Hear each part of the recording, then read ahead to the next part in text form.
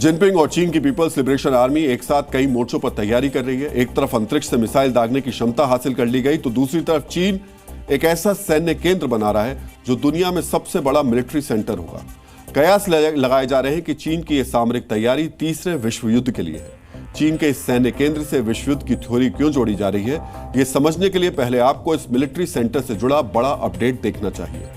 चीनी फौज का यह केंद्र बीजिंग के नजदीक बनाया जा रहा है। इस सैन्य केंद्र को कुल 1500 एकड़ जमीन पर तैयार किया जा रहा है। चीन की सेना का अनुमान है कि 2027 तक यह मिलिट्री सेंटर पूरी तरह बनकर तैयार हो जाएगा। चीन में इस प्रोजेक्ट को नाम दिया गया है बीजिंग मिलिट्री सिटी। चीन की सेना का दावा है यह बीजिंग मिलिट्री सिटी अमेरिका के सैन्य केंद्र पेंटागन से कई गुना बड़ी होगी। आखिर चीन इतना बड़ा सैन्य केंद्र क्यों बना रहा है, इस सवाल का जवाब भी हम आपको आगे बताएंगे।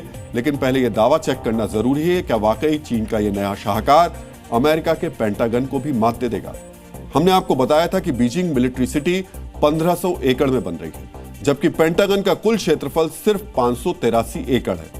दावा है कि मिलिट्री सिटी में 80 बंकर बनाए जाएंगे, जबकि पेंटागन के अंदर सिर्फ 2 बंकर हैं, जिनमें से एक प्रशासनिक ब्लॉक के लिए है जबकि दूसरा सैन्य अधिकारियों के लिए। चीन के अखबारों की रिपोर्ट में आई खबर के मुताबिक चीन के सैन्य केंद्र की 8 मंजिलें अंडरग्राउंड यानी जमीन के नीचे होंगी, जबकि पेंटागन में सिर्फ 2 बेसमेंट या यूं कहें अंडरग्राउंड ढांचे हैं। 8 अंडरग्राउंड मंजिलें, यही वो जानकारी है जिसकी वजह से सामरिक दुनिया के जानकार बीजिंग मिलिट्री सिटी और चीन के इरादों को लेकर सवाल उठा रहे हैं। अमेरिकी खुफिया एजेंसी CIA के एक पूर्व अधिकारी ने इस मिलिट्री बेस को लेकर कुछ चौंकाने वाले खुलासे किए जो आपको जरूर देखने चाहिए। इन दावों में कहा जा रहा है कि बीजिंग मिलिट्री सिटी चीन की सेना का कोई कमांड सेंटर नहीं, बल्कि ये चीन के परमाणु हथियारों का सबसे बड़ा अड्डा है। 8 बेसमेंट बनाने के पीछे मकसद है चीन के परमाणु हथियारों को सुरक्षित रखना, ताकि कोई बंकर बस्टर बम या मिसाइल इन्हें नुकसान ना पहुंचा पाए। यह एक ऐसा केंद्र होगा जहां से सीधा परमाणु हमला किया जाएगा, और अगर चीन पर भी परमाणु हमला हुआ तो कम्युनिस्ट पार्टी की टॉप लीडरशिप और सैन्य अधिकारी इस मिलिट्री सिटी में सुरक्षित रह सकेंगे। इस मिलिट्री सेंटर को बनाने के पीछे चीन का असली इरादा क्या है, यह तभी पता चल पाएगा जब यह मिलिट्री सिटी पूरी तरीके से तैयार हो जाएगी। लेकिन परमाणु हथियारों की थ्योरी को सिरे से नकारा नहीं जा सकता।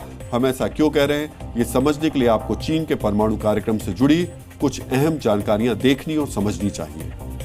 चीन के पास फिलहाल 600 एटमी हथियार हैं और चीन ने अपने परमाणु कार्यक्रम को रोका भी नहीं है। एक रिपोर्ट के मुताबिक चीन हर साल औसतन 100 एटमी हथियार बना रहा है। इसी वजह से एक अमेरिकी थिंक टैंक का अनुमान है कि 2035 तक चीन 1500 एटमी हथियार बना लेगा।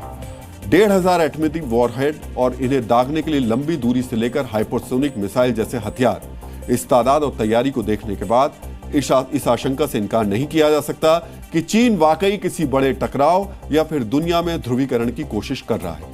चीन के साथ ध्रुवीकरण जैसे शब्द क्यों जोड़े जा रहे हैं, ये समझने के लिए आपको चीन के विदेश मंत्रालय का वो प्रस्ताव देखना चाहिए जो अब से कुछ ही घंटों पहले सामने आया है। इस प्रस्ताव ने चीन में कहा है कि वो दक्षिण पूर्वी एशिया को परमाणु हथियारों से मुक्त क्षेत्र बनाना चाहता है। चीन के विदेश मंत्रालय का दावा है कि इस प्रस्ताव को लेकर उसकी संबंधित देशों से बातचीत चल रही है। मलेशिया और रूस जैसे देश इस प्रस्ताव का हिस्सा बनने के लिए सहमत भी हो गए, और सभी देशों से बातचीत पूरी होने के बाद चीन इस प्रस्ताव से संबंधित एक संधि का मसौदा भी सामने रखेगा। चीन का यह प्रस्ताव पहली नजर में मजाक नजर आता है, क्योंकि दक्षिण पूर्व एशिया में चीन के सिवा किसी दूसरे देश के पास परमाणु हथियार ही नहीं है। लेकिन असल में इस प्रस्ताव के पीछे जिनपिंग की एक गहरी चाल है। जिनपिंग चाहते हैं कि चीन के ज्यादा से ज्यादा पड़ोसी देश इस संधि का हिस्सा बने, ताकि अगर भविष्य में अमेरिका से कोई बड़ा टकराव हो तो इस संधि के आधार पर पड़ोसी देशों में अमेरिकी परमाणु हथियारों की तैनाती ना हो पाए।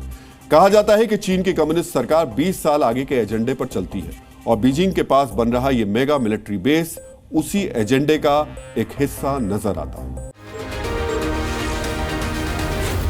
जी न्यूज़।